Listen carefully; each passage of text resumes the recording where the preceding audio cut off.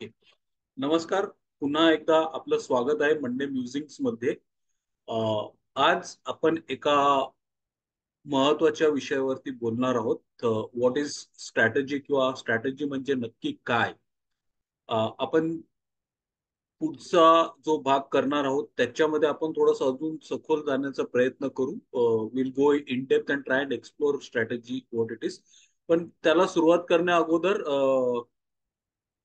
Right, Monday musics नक्की काय आहे?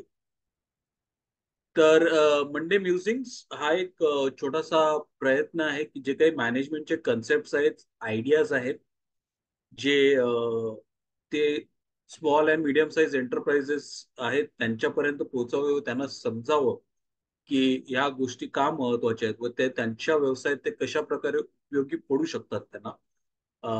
हा समजवण्याचा, ह्या गोष्टी त्यांच्यापर्यंत पोहोचवण्याचा मंडे म्युझिक्स हा एक प्रयत्न आहे. आज आपण स्ट्रॅटेजी विषयी बोलणार आहोत, राईट? आणि आपण अ, हा विषय खूप लोक बोलत असतात आणि नक्की काय आहे, आणि लोक सहज बोलतात तुमची स्ट्रॅटेजी काय आहे, तर we want to be the leader in our industry. आणि हे तुम्ही कुठलाही न्यूजपेपर वाचा, कधी कुठल्या फोरम मध्ये लोकांशी बोलताना बघा, तुम्हाला ह्या गोष्टी नक्की सांगतील किंवा कोण ना कोण काही ना काहीतरी बोलणार. कंपनीच्या स्ट्रॅटेजी मीट्स होतात, बिझनेस मीट्स होतात, तेव्हा ह्या गोष्टी सांगितल्या जातात ना. We will increase our revenue by 30%. We will introduce 10 new products. We will be a global player. We will provide the best customer service. We will be the best in our industry. Right? आणि हे खरंच strategy आहे का? तर ही strategy नाही आहे. हे goals आहेत, ऑब्जेक्टिव्ह आहेत, हे टॅक्टिक्स आहेत, हे ध्येय आहेत. Right? This is not strategy. बऱ्याच वेळेला लोक ह्या गोष्टी त्या स्ट्रॅटेजी असल्यासारख्या बोलतात किंवा वागतात, तर ते तसं नाही आहे. Right? This are just goals and objective. ही स्ट्रॅटेजी नाही आहे. Right? Even strategy is not what goals. Right? माझं रेव्हेन्यू 10% वाढवायचं आहे, माझा बिझनेस, मला मला 4 ब्रांचेस ओपन करायचे आहेत, that is not a strategy. That is a plan. That is a goal that you have.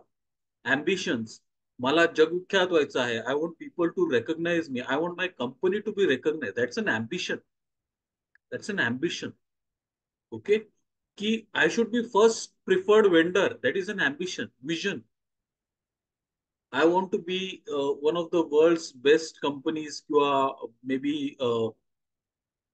Solving world problem. Right?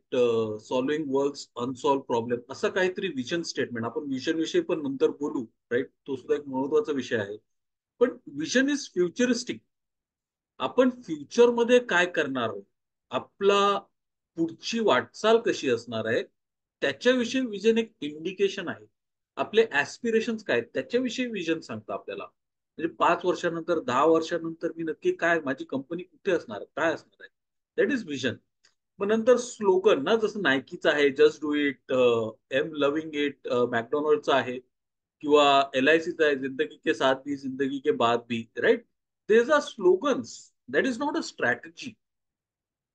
आपण पुन्हा एकदा, बऱ्याच वेळा बऱ्याच लोकांना वाटतं, अरे नाही, मी काय मस्त टॅगलाईन बनवलेली आहे, जबरदस्त, राईट, ही झाली माझी strategy. No, strategy is not that.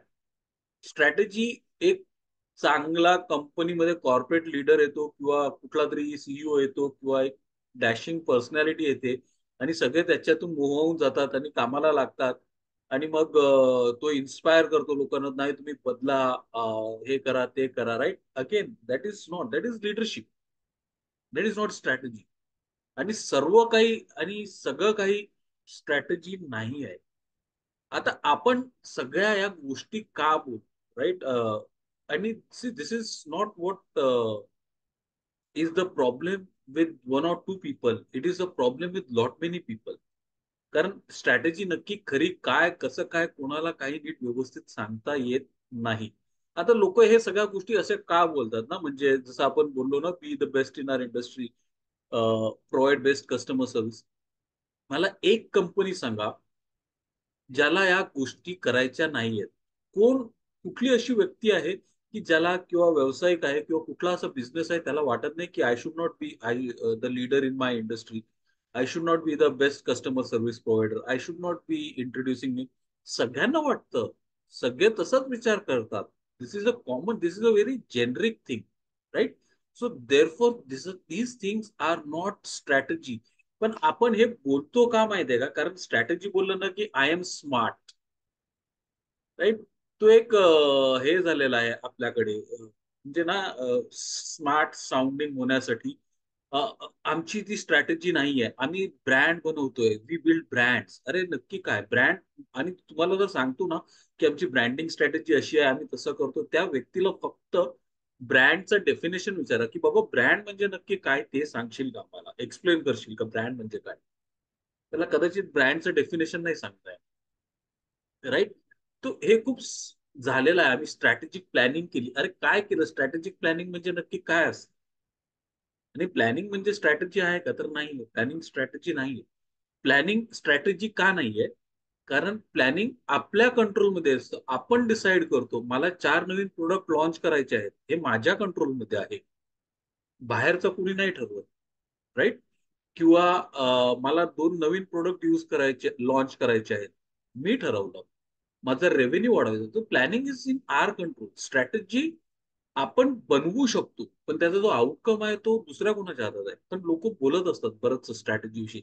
आमची अशी स्ट्रॅटेजी, आम्ही this is what we did, आणि this is the vision that we have, and this is what we are trying to do. अरे काय करणार आहे? What what you trying to do?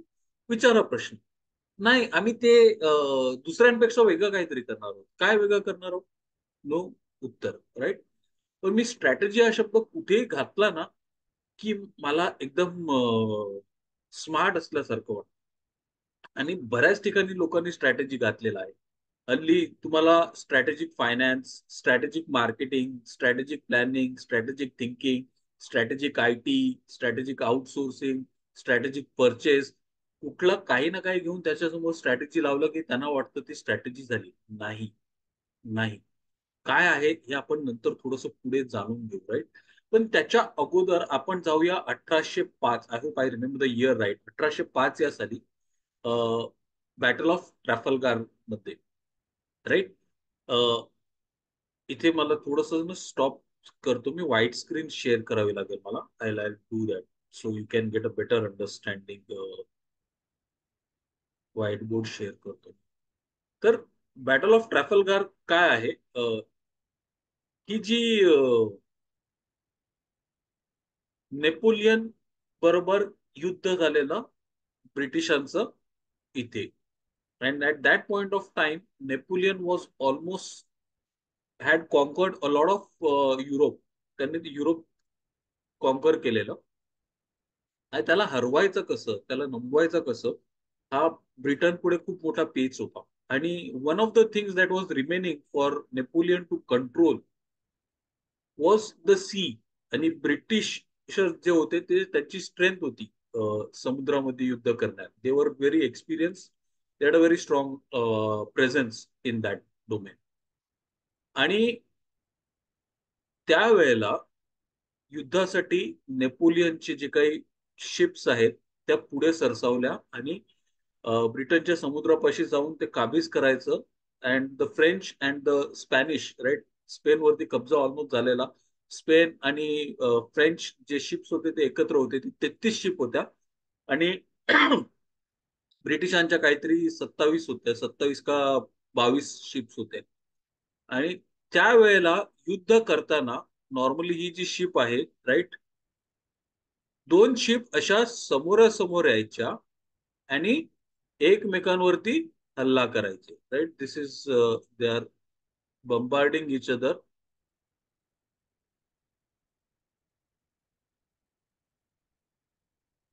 So this is how they use to fight the war. म्हणजे 2 ship अशा समोरासमोर यायच्या आणि एकमेकांवरती हल्ला करायच्या, पॅरलल असायच्या. आता नेल्सनने काय केलं? Okay, what Lord Nelson dead is, त्यांनी जी ठराविक किंवा साध्यबद्ध पद्धत होती ना ती मोडली. आणि त्यांनी जेव्हा फ्रेंच आणि स्पॅनिश शिपवरती जेव्हा अटॅक केला, ही वेंट परपेंडिक्युलर. जे ट्रेडिशनल होतं त्यांनी त्याचे सैन्याचे दोन भाग पाडले. And this are the French ships नाव. ओके. हे फ्रेंच आणि हे इंग्लिश.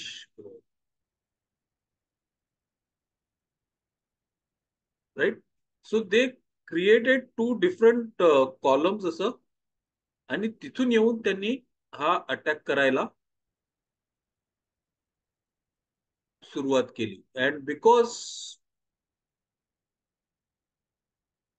द फ्रेंच आणि स्पॅनिश सोल्जर्स जे होते त्यांना ती तेवढी काही एक्सपेक्टेशन नव्हतं त्यांचं, आणि एक्सपिरियन्सही नव्हतं की असं काहीतरी आपल्यावर अटॅक होईल. ते युद्ध हारले तिकडचा. And this war is considered to be a turning point. आणि मग तिथून नेपोलियनची पिछेहाट जी आहे ती सुरू झाली. पण तेच जर असं ट्रेडिशनल जो युद्ध आहे तसंच जर केलं असतं तर कदाचित नेपोलियन जिंकला असता, because that was his strength. आणि त्याला अपेक्षित नव्हतं, आणि त्याची सैन्य जे आहे ते तेवढंसं ट्रेंड नव्हतं किंवा तितकंसं एक्सपिरियन्स नव्हतं जितके ब्रिटिशर्स एक्सपिरियन्स होते. आणि त्याचा बरोबर फायदा नेल्सनने घेतला. नेपोलियनच्या सर्व शिप उद्ध्वस्त झाल्या, ब्रिटिशांची एकही शिप नाही झाली. But Nelson died in that battle. That is there. आता इथे एक वेगळ्या प्रकारचा विचार आणि काय प्रॉब्लेम, एक प्रॉब्लेम डिसाईड केला त्यांनी की काय प्रॉब्लेम असणार आहे किंवा काय चॅलेंज आहे, आणि त्यानुसार त्यांनी पाहिलेलं आहे. आता we will try and relate to Nelson story a little later. पण हे लक्षात ठेवा, जे प्रचलित आहे ते न करता काहीतरी वेगळं केलेलं आहे. Right. Okay. Let's go on to the next thing that is there. आता Amazon, why did Amazon start with books? हा प्रश्न आपण कधीच विचार करत नाही. राईट. आणि ऑनलाईन मध्ये जेफ बेझोसने पुस्तकांनी का सुरुवात केली? राईट. तर सगळ्यात पहिली आणि महत्वाची गोष्ट, पुस्तकांमध्ये प्रचंड व्हरायटी आहे. Any product category you take, books have the maximum number of varieties. वेगवेगळे जॉनर्स आहेत त्याच्यामध्ये, वेगवेगळे प्रकार आहेत पुस्तकांमध्ये. अभ्यासाचे आहेत, लिटरेचरचे आहेत, प्रवासाचे आहेत, अनुभवांचे आहेत, लघुकथा आहेत, छोट्या कथा आहेत. म्हणजे तुम्ही just you cannot imagine there are as many number of books that are there. पहिली गोष्ट. तर भरपूर भरमसाठ प्रकार आहेत पुस्तकांची, पहिली गोष्ट. दुसरी गोष्ट, at any given point of time, I forgot the number, but जगात जवळपास एक काही कोटी प्रमाणात पुस्तकं प्रिंटमध्ये असतात daily. On an average, every day around a crore of books are in print. So you can just imagine the demand. एकदा पुस्तक वाचणारी व्यक्ती पुन्हा पुन्हा पुस्तक घेतेच, आणि नॉर्मली ते लोक दुसरे पुस्तक बाय करतातच. तिसरी गोष्ट, चौथी गोष्ट, it is easy to ship the books. पुस्तकं शिपिंग करायला सोपे आहेत. डॅमेजेसचे चान्सेस जे आहेत ते थोडेफार कमी आहेत. आणि अजून एक महत्वाची गोष्ट, अमेझॉनने सुरुवातीचे जे काही ऑर्डर्स केले, अमेझॉन पुस्तकाची ऑर्डर प्लेस झाल्यानंतर it use to go and buy that book from the vendors or the books where they had listed it from, and then deliver it to the customers. या सगळ्या गोष्टींनी अमेझॉनला भरपूर फायदा दिला. Right. आणि अजून एक गोष्ट, तुम्ही ट्रेडिशनल स्टोअर मध्ये जर गेलात तर कितीही मोठं असलं तरी त्याच्यामध्ये पुस्तकं जी ठेवू शकतो आपण ती लिमिटेड असतात. राईट. ती लिमिटेड असतात. बट जेव्हा आपण ऑनलाईन येतो, we can have unlimited number of books, unlimited number of books. आणि त्यावेळेला अमेझॉनकडे स्वतःचे वेअरहाऊसेस पण नव्हते. But the reason why they started is because of these reasons. Largest category, म्हणजे खूप मोठे वेगवेगळे प्रकारची पुस्तकं, दिवसाला जवळपास 1 कोटीच्या आसपास पुस्तकं प्रिंटमध्ये. People live love to read and they are likely to reorder. Right. ह्या सगळ्या गोष्टी, there was a specific thought process, there is a specific planning, right. आपण बऱ्याच वेळेला जेव्हा काही करतो आणि बोलतो, तेव्हा आपण फक्त जस्ट वरवरून सांगण्याचा किंवा समजण्याचा प्रयत्न करतो की अरे हे गोल करायचं, तसं नाही. त्याच्या मागे एक बेसिक अशी थॉट प्रोसेस नसते, which Amazon had when it started, right. And that is the reason why Amazon click. जेव्हा आपण स्ट्रॅटेजी बोलतो तेव्हा असं काहीतरी असलं पाहिजे, 50 गोष्टींचा विचार केलेला असला पाहिजे, राईट. आता आपण या दोन गोष्टींच्या हिशोबाने बघूया, राईट. जे आपले हे आहेत, फर्स्ट इज Amazonचा एक्झाम्पल, आणि आपण जो बॅटल ऑफ ट्रॅफलगार विषयी बोललो, डिस्कवरिंग द क्रिटिकल फॅक्टर. दोन्ही युद्धांमध्ये त्यांनी क्रिटिकल फॅक्टर डिस्कस केले म्हणजे बॅटलमध्ये त्यांनी विचार केला की ट्रेडिशनल पद्धतीने जाऊन फायदा नाही, तसं आपण जिंकू शकत नाही, आपल्याकडे सैन्य तितकं नाहीये, right. So they discovered that, आणि if you want to do something, you have to do something different. आणि हे झाल्यानंतर ते acted in a coordinated ways, focusing there actions and those factors, right. त्यांनी जे वेगवेगळ्या प्रकारची जी लोक आहेत त्यांच्यावरती तशा प्रकारे अटॅक करायचा प्रयत्न केला त्यांना. So first thing that it it is the critical factors. अमेझॉनसाठी लोकांना पुस्तकं वाचायला आवडतात, जे आपण 5 क्रिटिकल फॅक्टर्स डिस्कस केले related to, those were the critical factors. And then Amazon went about making sure that people, when they come to buy, ते एकच पुस्तक न बाय करता दुसरं पुस्तक पण बाय करतील. Amazon was very smart. Amazon was one of the first websites जिथे आपण जेव्हा गेलो ना, तर एक पुस्तक घेतलं की खाली ते लोकांनी ह्या पुस्तकाबरोबर हे पुस्तक सुद्धा घेतलं, रेकमेंडेशन ते यायचं. आणि त्याच्या जोडीला Amazonने बुक रिव्ह्यू सुद्धा द्यायला सुरुवात केली, थोडस पुस्तकाविषयी माहिती, इतर लोक काय बोलतायत त्याच्याबद्दल ते सुद्धा द्यायला चालू केलं. आता हे बंडलिंग आणि reviews, right, these are the coordinating and focusing actions, जी पुस्तकं लोक ऑनलाईन का घेतील, पर प्रवृत्त कशी होतील ते घेण्यासाठी. That is what it was, right. In the same way, the battle of Trafalgar, the critical factor was not fighting the traditional way. आणि मग त्याच्यासाठी 2 कॉलम करून परपेंडिक्युलर दिशेने मारा करायचा, आणि तो करताना कशा प्रकारे करायचा, that is what focusing on those actions and how to deal with those factors, right. आता बऱ्याच वेळेला अजून एक गोष्ट लोक स्ट्रॅटेजी बद्दल सांगतात आणि खूप छाती ठोकून सांगतात, आणि तो निव्वळ मूर्खपणा आहे. इट इज एक मिनिट, जस्ट, तो निव्वळ मूर्खपणा आहे की strategy is never quitting till you win. हा मूर्खपणा आहे. Don't get into that, right. काही वेळेला you have to realise that it's not the field that where you should be, and it's better to move out of it. जसं फ्लिपकार्टचं उदाहरण देईल. फ्लिपकार्टने music streaming service चालू केलेली online, नाही चालली ती. It try to go on the line what Amazon did. फ्लिपकार्टची म्युझिक स्ट्रीमिंग सर्व्हिसेस नाही चालली. दे वर स्मार्ट इनफ की बाबा आपलं काय होत नाहीये, and they stop that streaming services.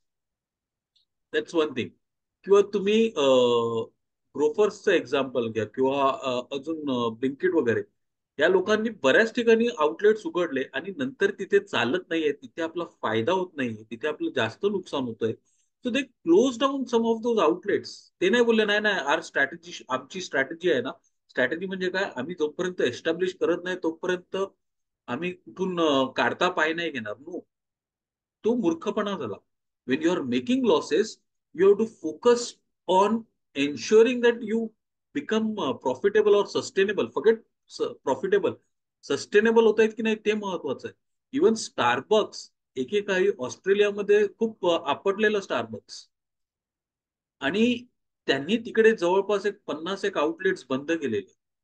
आता विचार करा, जर स्टारबक्स नाही नाही आम्हाला ऑस्ट्रेलियामध्ये कसंही करून आमचं अस्तित्व निर्माण करायचं आहे, that's not a good way of thinking. Strategy म्हणजे हट्ट नाही, right. It is okay. Strategy should be about winning, rather than losing. And whenever you're bleeding or whenever you're losing something, something is wrong with the strategy. तो अट्टहास नाही. एक apple विषयी 1995 ते 1997 Apple was on the edge of bankruptcy. हा काळ तो होता जेव्हा स्टीव्ह जॉब्स नव्हता. जवळपास एक I think 15 years of so Steve jobs was away, कारण त्याला काढून टाकण्यात आलेलं, राईट. आणि लोक बरीचशी आर्टिकल्स वगैरे सगळ्या मोठ्या मोठ्या मॅगझिन्स मध्ये ऍपल विकून टाका, ऍपल बंद करा, ऍपल आता काही कामाची नाही राहिलेली, तशी परिस्थिती होती. Steve jobs was brought back. त्याला सांगितलं की बाबा तू ये आणि बघ तू काय करायचं. आणि एक गोष्ट स्टीव्ह जॉब्सने आल्यानंतर केली, which is a simple thing rather, is त्याने जे काही गोष्टी नको होत्या ना त्या सगळ्या बंद करून टाकल्या. He just cut down on all the things. He focused on the core. म्हणजे ऍपल बँकरप्सीच्या एज वरती होतं. त्या टायमाला Steve Jobs convinced Bill Gates to give a loan of $150 billion or something, right, to Apple. कारण ऍपलचं survival मायक्रोसॉफ्टसाठी खूप महत्वाचं होतं. So that is what happen. But when Steve Jobs came he focused on the core. आणि याचाही गमतीशीर किस्सा आहे. स्टीव्ह जॉब्स आला तेव्हा त्यांनी काही मोठ्या मोठ्या गोष्टी नाही केल्या की we are going to turn around Apple, we are going to be the next big company. असं काहीच नाही केलं त्याने. आणि तो स्ट्रॅटेजी विषयी पण बोलला नाही. तो विचार करत होता की असं नक्की काय करता येईल. आणि त्याला त्याचं जे सोल्युशन आहे ते कुठे भेटलं, तर त्याच्या एका फॅमिली फ्रेंडने त्याला विचारलं की बाबा मला ऍपलचं कम्प्युटर घ्यायचं आहे, तर मी कुठला घेऊ. आणि स्टीव्ह जॉब्स पण विचार करायला लागला, अरे कुठला घ्यायला सांग. That was the first thing that hit him. की जर मी ऍज अ सीईओ किंवा मी जी कंपनी स्थापन केली आहे, मला जर कुठला कम्प्युटर किंवा सिस्टम घ्यायचं ते रेकमेंड करता येत नसेल, तर मग कस्टमरची काय धांदल उडत असेल. So he cut down on the all the unnecessary products. ऍपलचे एका टायमाला 15 ते 16 वेगवेगळ्या टाईपचे डेस्कटॉप होते. आज घडीला तुम्ही कुठलाही बघा ऍपलचं प्रोडक्ट, त्याचे 2 किंवा 3 व्हेरायंट असतात आणि जास्त डिव्हिएशन नसतं, राईट. रिटेलर्स कमी केले त्यांनी. रिटेलर्स 6 होते, 6 रिटेलरवरून एका रिटेलरवर आला. जो काही अननेसेसरी खर्च होतो तो काढून टाकला. And he focused on the core. Apple वाचवण्यासाठी जितकं गरजेचं आहे ना तितकंच त्याने केलं. ही डिड अगेन से नाही नाही, strategy is not quitting till you win. No, it is okay. 2 पावलं मागे घ्यावी लागली तरी चालतं, right. So it is understanding the environment, the context, की आपलं सर्व्हायवल नाही होत आहे, आपले प्रोडक्ट चालत नाहीत आणि आपण उगाच एवढी इन्व्हेंटरी वगैरे का घेऊन बसलेलो आहोत. 17 प्रोडक्टची इन्व्हेंटरी जर त्यांनी कमी केली तर तुम्ही समजू शकता की त्याचा इन्व्हेंटरीचा खर्च किती वाचलेला आहे, right. So think what is your core of the business. Strategy is always about focusing on the core of your business, right. आता अजून एक गोष्ट आहे, डेव्हिड अँड गोलायतची. ही बायबल मधली गोष्ट आहे. गोलायत हा खूप मोठा राक्षसा एवढा मोठा होता असं सांगितलं जातं. He was around 8-9 feet tall. दुष्टपुष्ट होता आणि तो रोज येऊन इस्रायलची जे काही सैनिक आहेत त्यांना चिडवायचं, राईट. आणि त्यांना सांगायचं माझ्याशी युद्ध करायला, आणि कोणच त्याच्या समोर जायचं नाही. जे गेले हिंमत करून ते सगळे मेले. And David at that point of time एक 15-16 वर्षांचा लहान मुलगा होता. त्याचे भाऊ सगळे सैन्यामध्ये होते आणि तो जिथे युद्ध चाललेलं होतं तिथे त्याच्या भावांना भेटण्यासाठी गेलेला. आणि त्यांनी जेव्हा बघितलं की हा येऊन चॅलेंज करतोय, तेव्हा त्याने जाऊन राजाला सांगितलं की मला पाठव युद्ध करायला. राजा सुरुवातीला तयार नव्हता, पण डेव्हिड सेड नाही नाही, मलाच पाठव. ती sed okay fine, you go. आणि त्या जायच्या अगोदर त्यांनी त्याला त्याचं आर्मर जे आहे ते दिलं, की बाबा कवच हे घाल म्हणजे तुला त्रास होणार नाही. पण डेव्हिड छोटा होता, त्यांनी ते आर्मर घातला आणि त्याचे जे हालचाल आहेत, मुवमेंट्स आहेत, त्याच्यावरती त्याला रिस्ट्रिक्शन येत होते आणि ते जड वाटू लागलं त्याला. मग सरते शेवटी त्याने ते काढून तो तसाच गेला. आणि समोर एक दुष्टपुष्ट राक्षस आहे एवढा ताकदवर, ज्याने बऱ्याच लोकांना पराजित केलेला आहे, चारी मुंड्या चित केलेला आहे, अशी व्यक्ती समोर आहे. आणि त्याच्यासमोर एक 15-16 वर्षांचा मुलगा जाऊन उभा राहतो. राईट. तो सुद्धा कुठल्याच प्रकारचे आर्मरी वगैरे न घालता. And the story goes like this. त्याच्याकडे गोफन होतं. तो गोफन त्याने भर फिरवलं आणि जो दगड आहे तो सोडला आणि तो दगड बरोबर जाऊन गोलायतच्या डोक्यावरती लागला आणि त्याचा तिथेच मृत्यू झाला. राईट. नाव या स्टोरीमध्ये बऱ्याच वेळी ही गोष्ट सांगितली जाते, पण काही गोष्टी आपण त्याच्याकडे बोलत नाहीत किंवा त्याच्याकडे लक्ष देत. जर तुम्ही बघितलं तर दोन प्रतिस्पर्धी आहेत त्याचे. Right. One is powerful, strong, does not have weaknesses, is undefeated.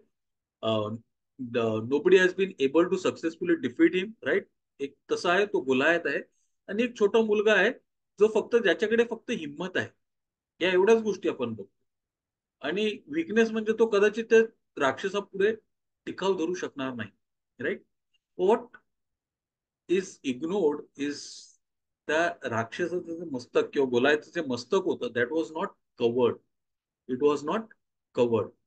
आणि तीच नेमकं त्याची weakness. What this story tells us, company कितीही मोठी असली, कितीही तिची दानकी असली, तरी कुठे ना कुठे काही ना काही त्यांचा वीक पॉइंट असतोच. Identifying that core, that weakness is what strategy is all about. Understanding that की हे इथे बरोबर नाही आणि तिथे आपण टार्गेट केलं, वी कॅन बी विक्टोरियस और we can come out victorious. Right. आणि मग आपले स्ट्रेंथ, जसं डेव्हिडला समजलं की मी जर आर्मरी घातली तर माझे रिस्ट्रिक्शन्स वरती, मुवमेंट वरती रिस्ट्रिक्शन्स येत आहेत, मला चांगल्या प्रकारे मूव्ह नाही करता येत, त्यांनी ते काढून ठेवलं आणि just focused on his strengths. right? So strategy is about that, right? Strategy is a choice. David made a choice. Amazon made a choice. Nelson made a choice. Strategy he choice आहे. आता ही choice कशाबद्दलची आहे की मी काय करणार आणि त्याच्या जोडीला काय नाही करणार, या दोन्ही गोष्टी महत्वाच्या आहेत. आपण जेव्हा स्ट्रॅटेजी विषयी बोलतो तेव्हा मला हे पण करायचंय, ते पण करायचंय, असं पण करायचंय, तसं पण करायचंय, नाही होत. नाही होत. What you do, what you don't do, दोन्ही गोष्टी महत्वाच्या आहेत. आणि therefore it is a choice. Therefore it is a choice. आणि तुम्ही बघा, कुठलीही कंपनी घ्या, either they will have a separate company और they will have a different division all together, जे काही सगळं काही करायचं असेल तर. पण एकच कंपनी 50 व्यवसायांमध्ये नसते कधी. They have different companies all together. Right. आणि ते त्यांचा फोकस, जसं तुम्ही रोल्स रॉयस बघा, रोल्स रॉयस फक्त लक्झरी प्रीमियम कार बनवते. Maruti entry level to mid segment level, premium कॅटेगरीमध्ये अजून तरी मारुती गेलेली नाही, त्यांचा प्रयत्न चालू आहे. राईट.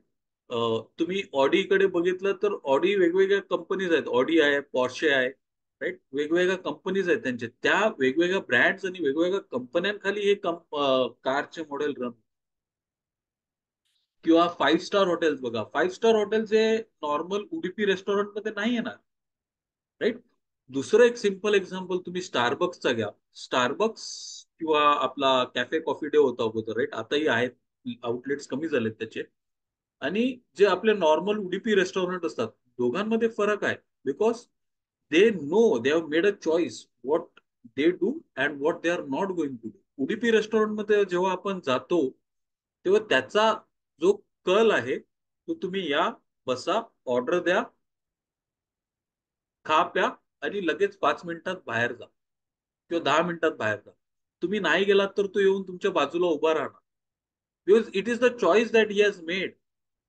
राईट. की मला हेच करायचंय, माझे जेवढे जास्त लोक येऊन जातील तेवढा माझा जास्त बिझनेस होणार.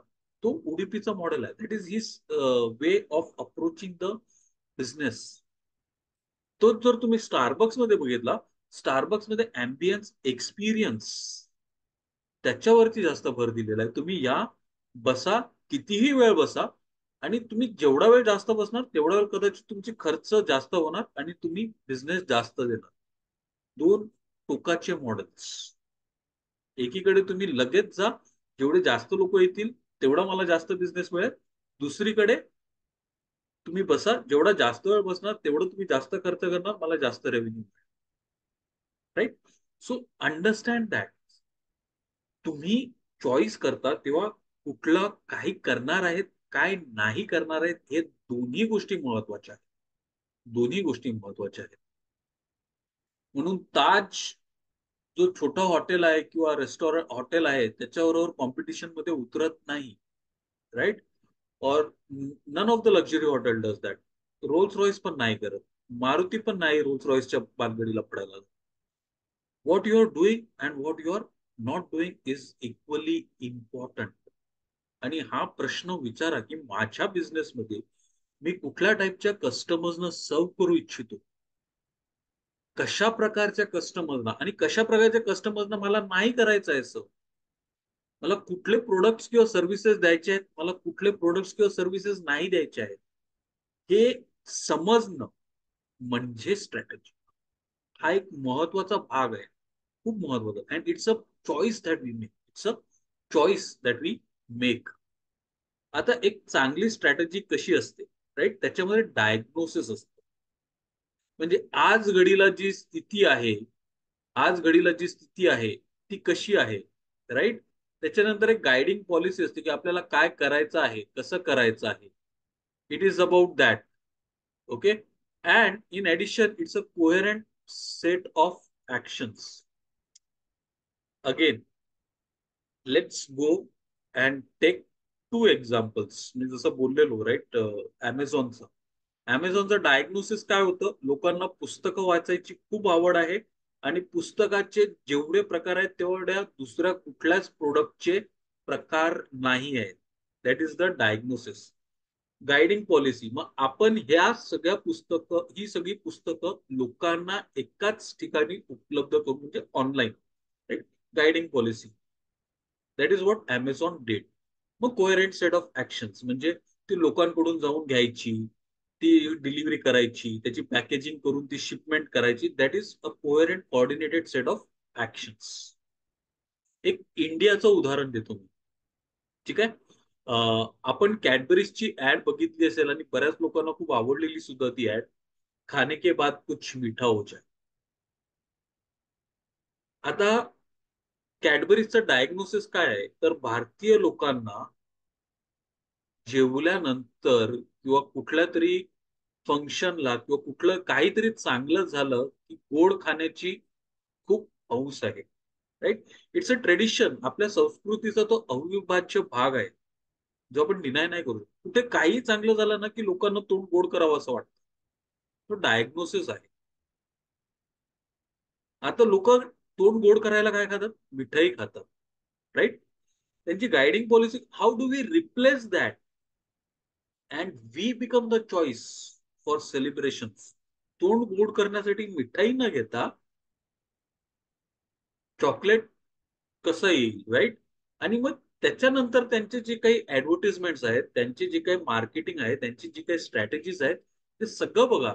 जेव्हा कुठलाही फेस्टिवल आलेला त्या फेस्टिवल बरोबर त्यांनी त्याचं लिंक केलं. So good strategy should have a diagnosis that is a realistic understanding of the current state. आज घडीला माझा कस्टमर कसा आहे, त्याला काय हवं आहे, त्याला काय नको आहे, तो बसून विचार करा. आपण जेव्हा त्यांच्याबरोबर बिझनेस करतो, डील्स करतो, बोलणी करतो, तेव्हा आपल्याला या गोष्टी समजतात. आपण फक्त त्याचा विचार नाही करत. So think about it, right. What is the way that my customer is today.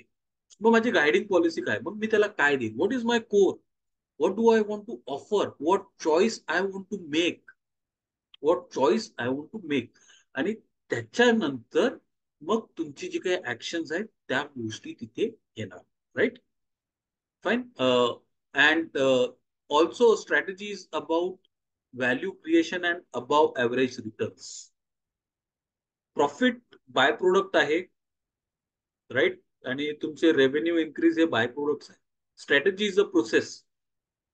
तुमच्या स्ट्रॅटेजीमधून व्हॅल्यू क्रिएशन झालं पाहिजे. ऍपलच्या स्ट्रॅटेजीमधून व्हॅल्यू क्रिएशन झालं का, झालं. राईट. अमेझॉनच्या स्ट्रॅटेजी मधून व्हॅल्यू क्रिएशन झालं का, झालं. Right. I could get worlds any book that I wanted I could get it online. I didn't have to go searching 10 places. किंवा ते आहे अवेलेबल नाही अवेलेबल ते पण मला कळायला लागलं, right. There was value creation. Battle of Trafalgar value creation, yes. कारण त्याच्यामुळे जी नेपोलियन बोनापार्टची जी पिछेहाट आहे ती सुरुवात झाली तिकडून, त्या युद्धापासून. Value creation, right. Above average returns. आता अबाव ऍव्हरेज रिटर्न्स हे सुद्धा महत्वाचं आहे. तुमची स्ट्रॅटेजी तुम्हाला अबाव ऍव्हरेज रिटर्न्स नसेल देत. आता अबाव ऍव्हरेज रिटर्न्स म्हणजे काय ते मी तुम्हाला एक्सप्लेन करतो, राईट. तुमची स्ट्रॅटेजी जर तुम्हाला देत नसेल, then you don't have a strategy. Above average return म्हणजे काय? मी एखादं काम करतो, मी एखादा प्रोडक्ट किंवा सर्व्हिस विकतो, आणि त्याच्यावरती सगळेच जण किंवा त्याच्यावरती 100 रुपये नफा हा गॅरंटीड आहे. तुम्ही मार्केटमध्ये गेलात, तुम्ही काही नाही केलं, तुम्ही तो फक्त प्रोडक्ट घेऊन विकलात, तरी तुम्हाला 100 रुपयाचा नफा मिळणार, राईट. That is guaranteed. त्याच्यामध्ये स्ट्रॅटेजी नाही लागत. तुम्ही जर इतर चार चौघे जसं बिझनेस करतायत तसंच तुम्ही सुद्धा बिझनेस करतायत, आणि त्यांना जो होतो तो प्रॉफिट होतो, तोच तुम्हाला सुद्धा होतोय, then it is not a strategy. त्यांच्यापेक्षा तुम्ही अधिक रिटर्न्स कमावता, अधिक प्रॉफिट कमावता, then you have a strategy. आणि आपण हे बघतो बऱ्याच वेळेला. ज्या वेळेला स्लो डाऊन होता, इकॉनॉमिक क्रायसिस झाला, आपण 2008चा अनुभवलेला आहे. त्यावेळेला काही कंपनीज होत्या ज्यांचं खूप चांगलं चाललं. इव्हन लॉकडाऊन मध्ये बऱ्याच कंपन्यांनी स्ट्रगल केलं, बऱ्याच कंपन्यांची वाट लागली. पण त्या घडीला सुद्धा अशा काही कंपन्या होत्या की दे वर डुईंग वेल, दे वर परफॉर्मिंग ग्रेट. त्यांचे रिझल्ट, त्यांचे नंबर सगळे चांगले होते. हे का शक्य झालं? कारण त्यांच्याकडे स्ट्रॅटेजी होती. जे इतरांचं होतंय त्या त्या कंपन्यांचा का नाही झाला, हा प्रश्न विचारायला पाहिजे आपण, right. So strategy helps us earn above average returns. बाकीच्या लोकांना पण 100 रुपये मिळतात आणि मलाही मिळतात, then I don't have strategy. पण बाकीच्यांना 100 मिळतायत, मला 125 मिळतायत, मला 150 मिळतायत, आय हॅव अ स्ट्रॅटेजी. ऍपलचं उदाहरण देतो पुन्हा. आयफोन मध्ये ऍपलला I think the gross profit margin is somewhere around 50%, 48% exactly, if I remember right. पण ते 45 to 48%च्या आसपास आहे. ऍपलला प्रॉफिट मार्जिन जी आहे एका आयफोन वरती, that is somewhere around 45 to 48%. तीच जे बाकीचे कॉम्पिटिटर्स आहेत त्यांची काहीतरी 35% आहे. I think Samsung is the second one. सॅमसंगची साधारणतः 38 ते 40% आसपास काहीतरी आहे. You can just imagine where other industry players are getting 30,000 as a profit, 30% as a profit. Apple is getting up to 45% as a profit margin. That is what strategy is all about. Above average returns, right? आणि मग strategy define करायची झाली तर कशी करायची, right. वेगवेगळे प्रकार आहेत, वेगवेगळे लोकांनी वेगवेगळ्या भाषेत दिलेलं आहे. And I am telling you, स्ट्रॅटेजीचा असं फिक्स्ड डेफिनेशन नाही आहे. तुम्ही गेलात, प्रत्येक जण वेगवेगळ्या हिशोबाने सांगा. पण जोपर्यंत तुम्ही एक्सटर्नल एन्व्हायरमेंट, आपण पुढच्या मंगळवारी बोलू, मी तुम्हाला दोन मॉडेल घेईन, कॅस्केडिंग स्ट्रॅटेजी चॉईसचा आणि हॅम्ब्रिक्स डायमंड मॉडेल, त्याच्याविषयी आपण बोलू पुढच्या मंगळवारी. तर strategy is an integrative set of. Integrative म्हणजे काय? एकमेकांशी कनेक्टेड आहेत ते. आयसोलेशन मध्ये कधीच कुठली स्ट्रॅटेजी होत नाही. आणि म्हणून जेव्हा लोक बोलतात ना, strategic marketing, strategic finance, strategic IT, strategic, नाही होऊ शकत, नाही होऊ शकत, तसं नसतं. तुमचं HR, मार्केटिंग, ऑपरेशन्स, जे काही जेवढं काही तुमच्या कंपनीमध्ये होतं ना, ते सगळे एकमेकांशी कनेक्टेड आहेत. आणि त्या सगळ्यांचं त्याच्यामध्ये इन्क्लुजन होणं हे महत्वाचं आहे. ते तसंच असू शकत नाही, तुटक असू शकत नाही. Everything is to be connected. Therefore a strategy is an integrative set. हे सगळे एकमेकांशी कनेक्टेड आहेत आणि ते इंटिग्रेटेड आहेत, एकमेकात बांधले गेलेले आहेत. एकाला आपण जर काही केलं तर दुसऱ्या ठिकाणी त्याचा आपल्याला प्रभाव जाणणार. Set of choices, again strategy is a choice ते आपण बोललेलो आहे, right. That positions you on a playing field, right.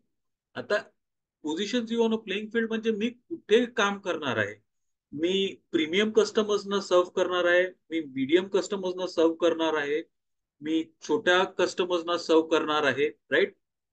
ते सगळं आलं त्याच्यामध्ये, right. Positions you on a playing field. मी प्रीमियम प्रोडक्ट, मोठे प्रोडक्ट, मी इंटरनॅशनल मार्केट, डोमेस्टिक मार्केट किंवा लोकल मार्केट किंवा माझ्या पर्टिक्युलर एरियामध्येच, right. That is positions you on a playing field of your choice. तुम्ही निवडलेला आहे ना तो. मी आज कुठलीही सर्व्हिस देतो किंवा कुठलाही प्रोडक्ट देतो, मी चूज केलेला आहे ते, right. It could be anything again which I am providing, right. That in a way that you win. आपल्याला जिंकायचं आहे, आपल्याला व्हॅल्यू क्रिएट करायची आहे, आपल्याला अबाव ऍव्हरेज रिटर्न्स अर्न करायचे आहेत. Okay, I just repeat one more time. Integrative set of choices म्हणजे मी जे काही करतो, माझे जे काही सेल्स, सर्व्हिसेस, कस्टमर, प्रोडक्ट सगळं एकमेकांशी कनेक्टेड आहे. कुठलाच भाग मी आयसोलेशन मध्ये किंवा इंडिपेंडेंट मध्ये नका कन्सिडर करू, राईट. चॉईसेस, मला हा व्यवसाय करायचा आहे, हा प्रोडक्ट, हा सर्व्हिस द्यायचा आहे, ते position you on a playing field. Premium, इंडियामध्ये, अमेरिकेमध्ये, ऑनलाईन, ऑफलाईन, राईट. किंवा Mumbai to Dadar, right. Mumbai central to Dadar एवढाच एरिया, ते सगळं आपलं चॉईस आहे. Positions you on a playing field. आणि प्लेइंग फील्ड मध्ये बाकीची लोक पण असणार आहेत, right, of your choice, in a way that you win. Win is about above average returns and value creation, right. आणि so this is the strategy. This definition is by Roger Martin. खूप सुंदर पुस्तक आहे, दोन पुस्तक आहेत, राईट. Good strategy, bad strategy and playing to win. आपण प्लेइंग टू विनचा जो त्याचा मॉडेल आहे रॉजर मार्टिन, राईट, हा त्याचा आपण पुढच्या विषयी बोलू. दे कुठे खेळायचं, कसं खेळायचं, या सगळ्या गोष्टी आपण कॅस्केडिंग मॉडेल बोलतात त्याला ऑफ स्ट्रॅटेजी, तो आपण पुढच्या मंगळवारी डिस्कस करू. आणि स्ट्रॅटेजी डायमंड सुद्धा डिस्कस करू, राईट. 3 महत्वाचे प्रश्न strategy should always answer. Where you are. आता वेअर यू आर म्हणजे काय, तर मी कुठले बिझनेस करतोय, माझा टर्नओव्हर किती आहे, माझा रेव्हेन्यू किती आहे, माझे कस्टमर्स किती आहेत, मी कुठल्या प्रकारचे प्रोडक्ट्स अँड सर्व्हिसेस देतोय, कुठल्या प्रकारचा बिझनेस करतोय, कुठे, ह्या सगळ्या गोष्टी म्हणजे वेअर यू आर. आणि प्लीज अंडरस्टँड, हा प्रश्न खूप महत्वाचा आहे, वेअर यू आर. कारण तुम्ही कुठे आहात हे जर तुम्हाला माहिती नसेल तर तुमचं पुढचं काहीच होऊ शकत नाही. मी सिंपल उदाहरण देतो आणि माझं हा आवडतं उदाहरण आहे. मला जर चर्चगेटला जायचं असेल तर मी कसा जाणार? एकतर ट्रेनने जाणार, टॅक्सीने जाणार, चालत जाणार, टू व्हीलरने जाणार.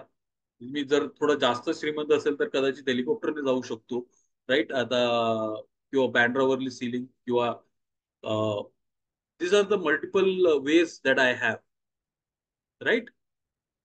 पण मी चर्चगेट स्टेशनवरच उभा आहे, तर मग मला त्या सगळ्या गोष्टींचा काही गरजच नाही ना, right. So we have to understand where you are. आपण कुठून स्टार्ट करतोय ते समजणं खूप महत्वाचं आहे. आणि याचा आपण अगोदर पण बोललेलो आहे की डेटा का महत्वाचा आहे. आज घडीला माझ्याकडे कुठल्या टाईपचे कस्टमर्स आहेत, माझं टर्नओव्हर किती आहे, माझा एक्सपेन्सेस किती आहे, माझं प्रॉफिट मार्जिन किती आहे, या सगळ्या गोष्टी समजणं खूप गरजेचं आहे. And you have to focus on that. Otherwise आपण स्ट्रॅटेजीच्या दिशेने जाऊच नाही शकत. त्याच्यानंतर where you want to be. Where you want to be म्हणजे तुम्हाला अजून पुढे काय करायचं आहे, तुमचं विजन काय आहे, तुम्ही कुठल्या गोष्टी करू इच्छिता, मग त्याच्यासाठी तसं पोषक वातावरण आहे का, तुम्हाला इंटरनॅशनल व्हायचं आहे, तुम्हाला नवीन प्रोडक्ट्स किंवा तुमचे बिझनेस अगदी रिवॅम्प करायचा आहे, right. So where you want to be आणि how are you going to get there. आता how are you going to get there म्हणजे मी कुठले प्रोडक्ट्स, कुठल्या सर्व्हिसेस, कुठल्या प्रॉफिट मार्जिन मध्ये देणार, ह्या सगळ्या प्रश्नांची उत्तरं इथे येणार, right. Again I just reiterate this. Where you are म्हणजे मी सध्या आज घडीला काय करतोय, कुठल्या प्रकारचे बिझनेसेस, कस्टमर्स सर्व्ह करतोय, where I want to be 5 वर्षानंतर किंवा 10 वर्षानंतर किंवा पुढच्या 3 वर्षात, राईट. आणि प्लीज विचार करा पुढच्या 3 वर्षात माझा बिझनेस, माझा व्यवसाय कसा असणार आहे. मग it can be in terms of turnover, number of product, services, branches, people, काही असू शकतं. Where you want to be in next 3, 5 or 10 years. आणि तिथे पोहोचण्यासाठी मला काय करावं लागणार आहे? माझे प्रोडक्ट्स वाढवावे लागणार आहेत, सर्व्हिसेस वाढवावे लागणार आहेत, माझे मार्जिन्स वाढवावे लागणार आहेत, माझे प्रॉफिट वाढवावे लागणार आहेत, मला नवीन प्रोडक्ट्स किंवा सर्व्हिसेस द्यावं लागणार आहे, किंवा बिझनेसचा चेहरा मोहरच बदलून टाकावा लागणार आहे. Right. How are you going to get there?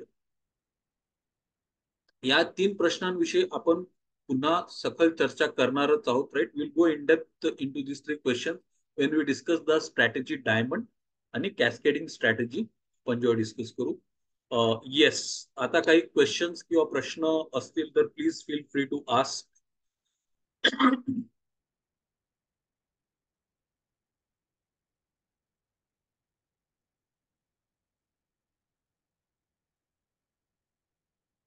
जर काही प्रश्न किंवा क्वेश्चन्स नसतील तर will call it a day. पण तुम्हाला काही विचारायचं आहे का, किंवा काही समजलं नाही, किंवा काही हे, this is, we need to understand this things so that एक बेस तयार होईल. हे प्रश्न लक्षात ठेवा. Where you are, where you want to be, and how you are going to get there. Right. आणि it's a diagnosis, it's a diagnosis, right, guiding policy and coherent set of actions. हे तिन्ही गोष्टी असणं खूप महत्वाच्या आहेत. Right. आपण जेव्हा पुढच्या वेळी बोलू तेव्हा तुम्हाला अजून अधिक लक्षात येईल. Will connect these things in the next session as well. Kavya madam, काही प्रश्न आहे का? सर, आता तुम्ही जे क्वेश्चन सांगितलं त्याचा आन्सर लिहिल्यानंतर नेक्स्ट समजा जर काही अडचण आली तर I hope you will guide. Yes yes yes, definitely definitely आपण बोलू शकतो त्याच्याविषयी, काही नाही. आणि पुढे क्लॅरिटी येईल थोडस. बट हे महत्वाचं आहे की आपण जो करतोय बिझनेस ना, म्हणजे सध्या आता तुम्ही करतायत, उद्या परवा गव्हर्नमेंटने काही रेग्युलेशन आणले की तुम्हाला आर्किटेक्चरचा लायसन्स असल्याशिवाय किंवा तुमची रजिस्ट्री असल्याशिवाय तुम्ही करूच नाही शकत. मग तुमचं पूर्ण बिझनेस करण्याची पद्धतीच बदलून जाते. Right. So then it becomes, किंवा एवढं तुमचं टर्नओव्हर असेल तर तुम्हाला या गोष्टी असणं मॅन्डेटरी आहे. हे तुम्हाला, किंवा तुम्हाला ट्रेनिंग पुन्हा घेणे किंवा रिसर्टिफिकेशन करणं, then whole thing changes. Correct. Yes. That is external factors. आणि एक सगळ्यात महत्वाची गोष्ट सांगायची राहून गेली, इज स्ट्रॅटेजी. 2 गोष्टींचा अंतर्भाव आहे त्याच्यामध्ये, इंटरनल अँड एक्सटर्नल. जेव्हा आपण एक्सटर्नल गोष्टींचा विचार करत नाही तेव्हा ती स्ट्रॅटेजी असू शकत नाही. तेव्हा ते प्लॅनिंग, गोल सेटिंग ते त्याच्यामध्ये येतं. स्ट्रॅटेजीमध्ये बाहेरचं म्हणजे गव्हर्नमेंट, कस्टमर्स, कॉम्पिटिटर, ह्या सगळ्या गोष्टी येतात. आणि त्यांच्या रिस्पॉन्समध्ये आपण कसं वागतो ते येतं. राईट. मग त्याच्यासाठी आपले इंटरनल स्ट्रेंथ असणं खूप महत्वाचे आहेत. आपल्याकडे केपेबिलिटीज असणं महत्वाचे आहेत. हे दोन्ही आहेत. So strategy can never be considered in isolation. There is always a context. Internal आणि एक्सटर्नल दोन्ही घटक महत्वाचे आहेत. हे एक राहून गेलेलं, पण दॅट इज इम्पॉर्टंट. आणि काही प्रश्न असतील you can contact offline also. We can discuss. That's not a. Sure. So anything other than that, I think that's it for today. Thank you for joining, and see you next Tuesday. Thanks a lot. Thank you, sir.